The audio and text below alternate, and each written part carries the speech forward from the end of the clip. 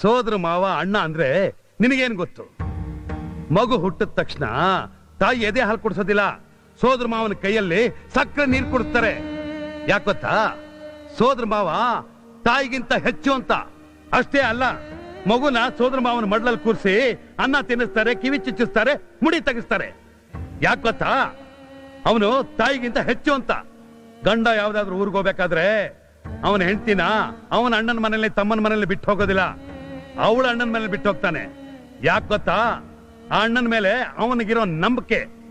ಒಂದು ವೇಳೆ ತಂಗಿ ವಿಧವೆ ಆಗಿ ಅತ್ತೆ ಮಾವ ಕಿರುಕುಳ ಕೊಟ್ರೆ ಅವಳು ನೇರವಾಗಿ ತಂದೆ ತಾಯಿ ಹತ್ರ ಹೋಗೋದಿಲ್ಲ, ಸಂತೈಸ್ತಾನೆ, ಆಶ್ರಯ ಕೊಡ್ತಾನೆ ಅಂತ ಅಣ್ಣನ ಹತ್ರ ಹೋಗ್ತಾಳೆ. ತಂಗಿಗೆ ಮಕ್ಕಳು ಹುಟ್ಟಿದಾಗ ಒಂದು ವೇಳೆ ಕುಂಟಾಗೋ ಕುರುಡಾಗ ಹುಟ್ಟಿದ್ರೆ ತನ್ನ ಮಕ್ಕಳನ್ನ ಕೊಟ್ಟು ಮದುವೆ ಮಾಡೋನು ಅಣ್ಣನೇ. ಅದಕ್ಕೆ ನಮ್ಮ ಸಂಪ್ರದಾಯದಲ್ಲಿ ಸೋದರ ಮಾವನಿಗೆ ಮೊದಲನೇ ಸ್ಥಾನ, ಎರಡನೇ ಸ್ಥಾನ ತಂದೆಗೆ.